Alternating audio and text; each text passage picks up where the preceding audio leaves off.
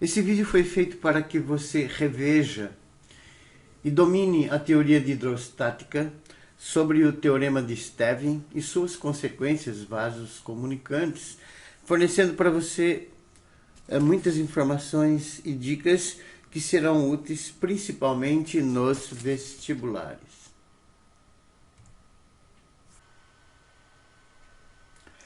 Teorema de Stevin: pressão no interior de um líquido em repouso, em equilíbrio. Então considere um fluido. O fluido pode ser líquidos ou gases. Líquidos, eles fluem para as regiões inferiores do recipiente onde você colocou eles até preenchê-los totalmente. E os gases se expandem no interior do recipiente, tá, em todas as direções, todos os sentidos, preenchendo totalmente o volume desse recipiente. E esse fluido tem que estar em equilíbrio, e quando a gente diz equilíbrio, tanto na vertical quanto na horizontal, no interior desse recipiente. Isso significa que qualquer ponto no interior desse líquido, que está dentro desse recipiente, qualquer ponto não está se movendo, ele está em equilíbrio na vertical, na horizontal, e a força resultante sobre ele é nula. Muito bem. Na vertical, tá vendo? Então você tem forças aplicando aqui na superfície, que é devido ao peso da coluna de ar lá de cima. E ainda por cima aqui embaixo, por exemplo, nessa horizontal que eu coloquei aqui para você, tá vendo? Tá? Então, por exemplo, F1, F1, F1, F1. Todos os infinitos pontos dessa mesma horizontal suportam a mesma força, e essa força quem é? É o peso da altura da coluna de líquido que está em cima dessa horizontal. Aí veja bem, se você descer mais, F2, F2, F2, então em todas essas horizontais aqui, nos infinitos pontos dela, vai ter uma força F2 que é maior que o F1. Por que isso? Porque essa força é devido ao peso da coluna de líquido que está em cima. E na horizontal de baixo você tem muito mais líquido em cima. Então o peso é maior. Então, veja bem, à medida que na vertical você vai descendo no interior do líquido, o que acontece? A força vai aumentando. E na horizontal, guarda bem essa informação. Cada um dos infinitos pontos, por exemplo, aqui tá vendo F1 e F1, né? Então aqui no meio você vai ter um F1 para a direita e um F1 para a esquerda, num ponto aqui no meio. E essas duas forças têm que se anular, porque ele está em equilíbrio, na horizontal. E essa força F1 num ponto aqui no meio, para a direita e para a esquerda, é a mesma que é aplicada também na parede, porque esse ponto não se move nem para a direita e nem para a esquerda, e nem esse líquido não se move nem para a direita nem para a esquerda. Então essas duas forças F1 e F1 tem que ter a mesma intensidade e mesma direção, mas sentido contrário. Então essa força tem o mesmo valor que essa. Mas veja bem, à medida que você vai descendo, essas forças continuam tendo a mesma intensidade. As forças que o líquido troca com a parede, só que ela vai aumentando. Cada vez mais, na horizontal, ela vai aumentando, mas sempre tem a mesma intensidade. Então, por exemplo, 10 newton, 10 newton F1, 20 newton, 20 newton F2, 30 newton, 30 newton F3 e assim por diante. Agora veja, observe na figura abaixo, onde quem varia é apenas a pressão vertical. A gente já viu lá anteriormente que a horizontal não. E que o líquido que é homogêneo e incompressível está em equilíbrio. Muito bem. Então o que acontece agora? Olha aqui, ó. Tá vendo? Eu peguei aqui um ponto B. Aqui embaixo, tá vendo? Ponto B. E esse ponto B da mesma horizontal, a pressão em todos os infinitos pontos B é a mesma. E ela é devida a quem? Ao peso da coluna líquida mais a pressão atmosférica. Então é a pressão em B mais a pressão atmosférica. A pressão em B vai ser a pressão devido ao peso da coluna de água mais a pressão atmosférica. Então, em todos os pontos dessa superfície aqui em cima, a pressão no ponto A é a pressão atmosférica. Então eu chamei esse ponto de A. Os infinitos pontos dessa mesma superfície horizontal é a pressão atmosférica. E nos infinitos pontos dessa superfície horizontal aqui embaixo, tá? No ponto B, a pressão é devido à coluna líquida essa coluna líquida aqui, ó, de altura H. O que eu fiz agora? Eu peguei para você esse volume aqui só, tá vendo? Só esse volume que tem a altura H e trouxe ele para cá. Então, PA é a pressão atmosférica no ponto A e PB é a pressão atmosférica no ponto B. Então, veja bem, hein? O ponto na superfície A tem uma área S, na B tem uma área S, porque eu peguei um cilindro de mesma área, tá? E essa é a altura H. E a gente sabe que o volume disso aqui é a área da base, que é S, vezes a altura H. Então aqui embaixo você vai ter um PB, pressão atmosférica no ponto B, e lá em cima um PA, pressão atmosférica no ponto A. Perdão, no ponto B é uma pressão no ponto B, não é atmosférica. E lá em cima você vai ter a pressão atmosférica no ponto A, e essa diferença de altura é H, e o volume desse líquido aqui, que é só esse volume da altura H aqui, é a área da base S vezes a altura H. Muito bem.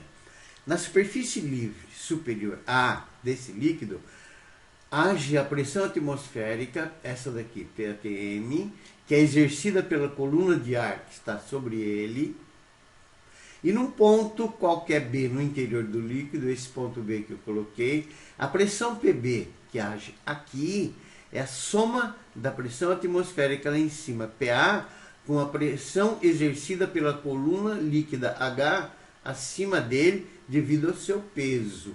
Então, aqui no ponto B, tá? A pressão que você vai ter aqui é devida lá em cima, que é a atmosférica, mais aquela aqui embaixo, devido a quem? Ao peso da altura da coluna líquida, que é essa daqui.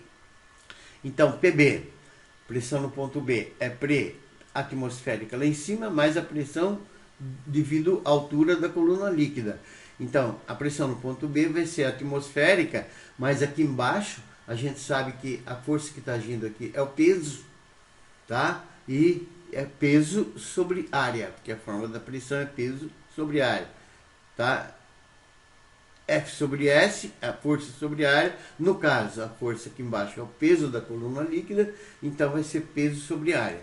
Então, a pressão no ponto B vai ser atmosférica, mais peso do líquido dividido por essa área aqui. Então, a pressão no ponto B vai ser a pressão atmosférica mais... Mas o que é peso? mg, massa vezes gravidade.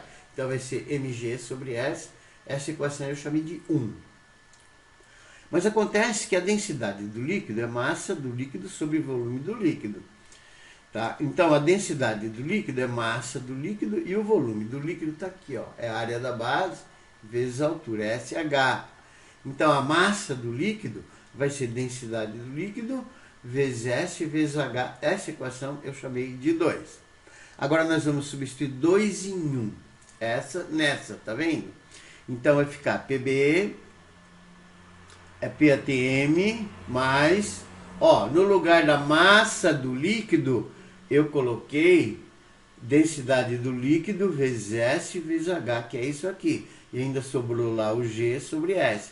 Veja bem, a área S com a área S cancela, vai ficar pressão no ponto B lá embaixo, é a pressão atmosférica lá em cima, mais a densidade do líquido, vezes a aceleração da gravidade, vezes a altura da coluna líquida.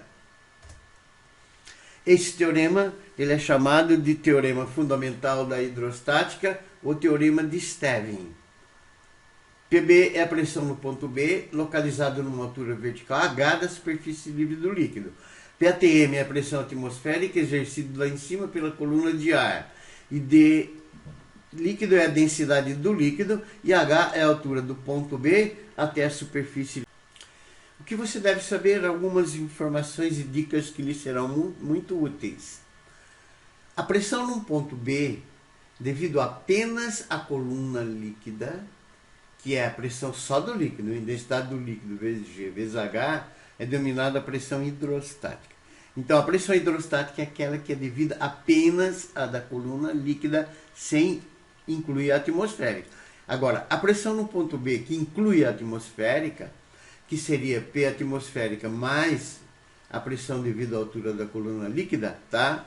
essa pressão aqui no ponto B, incluindo a atmosférica, que vai ser PB igual a PATM mais densidade do líquido vezes G vezes H. Essa pressão é chamada de pressão total, pressão absoluta ou só pressão. Então, se ele falar qual a pressão lá no interior do tal determinado líquido, tá? Ele está pedindo total. E se ele falar qual a pressão hidrostática, ele está pedindo só a pressão devido à altura da coluna líquida.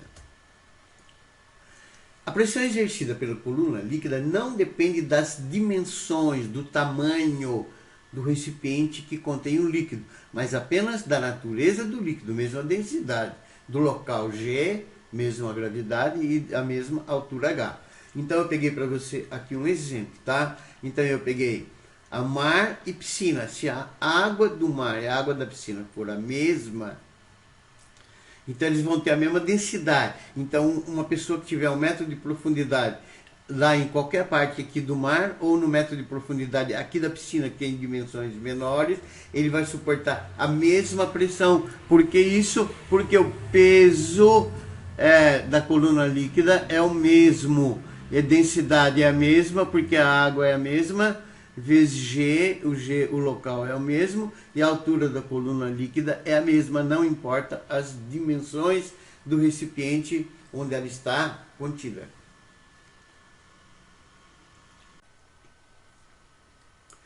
Você sabe que a fórmula da pressão atmosférica num ponto B no interior de um líquido em equilíbrio é a atmosférica mais a densidade do líquido vezes G vezes H. Olha essa expressão, ela é uma função do primeiro grau. Então, se você colocar num gráfico pressão em função da altura da coluna líquida, ou seja, da profundidade, vai ser uma reta crescente inclinada. O que significa isso? Que à medida que a altura da coluna líquida vai aumentando, a pressão vai aumentando. À medida que a profundidade vai aumentando, a pressão vai aumentando. Então, olha aqui numa barragem que eu botei de exemplo para vocês, tá? Tá aqui a barragem, olha o formato dela aqui, tá vendo? Porque o formato dela é mais espesso embaixo do que em cima. Porque à medida que você vai descendo no interior do líquido, a pressão vai aumentando. Então a pressão que vai sendo aplicada aqui na parede aumenta mais embaixo. Então a parte de baixo tem que ser mais espessa. Uma consequência importante do teorema de Stevin, que tem uma aplicação prática muito importante, dos vasos comunicantes, é que todos os pontos de uma superfície horizontal, uma mesma altura H, a gente já viu isso, suportam a mesma pressão, desde que o líquido seja o mesmo, tenha a mesma densidade. Uma das utilidades práticas dessas consequências são os vasos comunicantes, que são vasos de diferentes formatos unidos na parte de baixo por um tubo, onde o mesmo líquido que está em recipientes de formatos e volumes diferentes, está vendo aqui, ó, mesmo líquido, esses recipientes têm formatos e volumes diferentes, estão interligados entre si. Então eles ficam sempre na mesma altura. Por que isso? Porque eles suportam a mesma pressão. Então, à medida que você vai colocando o líquido no primeiro recipiente, o líquido vai indo para os outros recipientes e vai sempre mantendo a mesma altura. Esse é o princípio dos vasos comunicantes, que é devido ao teorema de Stevin.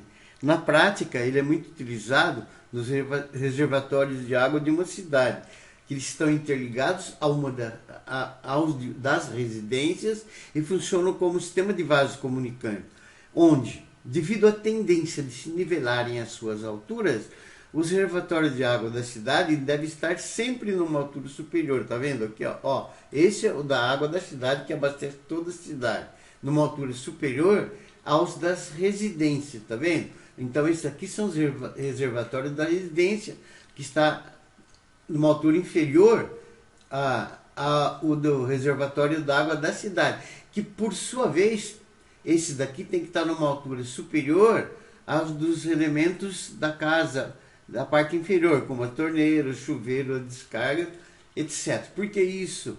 Porque devido ao princípio dos vasos comunicantes, a água daqui do reservatório da cidade, ele flui espontaneamente para esses reservatórios, que por sua vez fluem espontaneamente para as torneiras, chuveiros, descargas.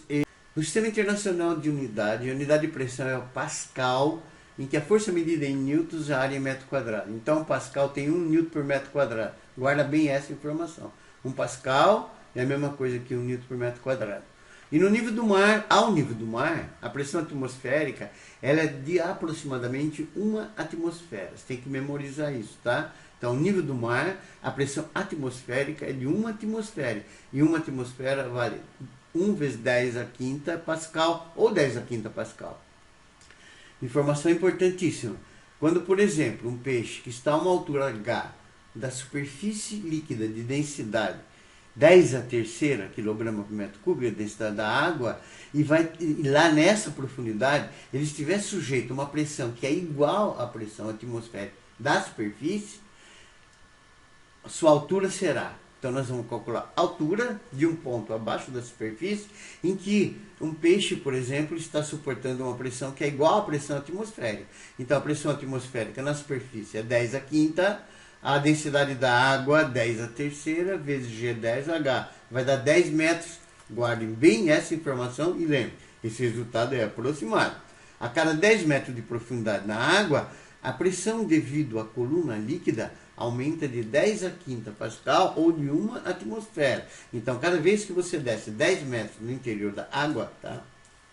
A pressão aumenta aproximadamente de 1 atm, ou de 10 a quinta Pascal. Aí eu peguei um exemplo, aqui está um peixe, tá? Está a 20 metros de profundidade, então a pressão hidrostática é 2 atm, porque cada 10 metros é 1 atm. A hidrostática é 2 atm ou 2 vezes 10 a quinta Pascal. Agora, se for a pressão total ou a absoluta, tem que somar com mais 1. Então, a absoluta, a pressão, ou simplesmente pressão aqui embaixo, inclui a atmosfera. Então, seria 1 atm com mais 2 atm, 3 atm ou 3 vezes 10 a quinta Pascal.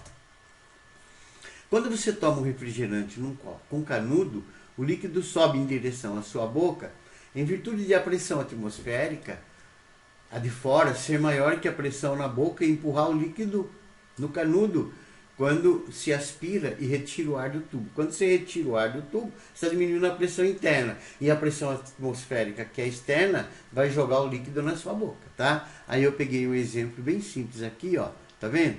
Esse exemplo aqui ficou mais claro. Quando você suga o ar, o que você suga no canudo não é o líquido aqui, ó, tá? É o ar.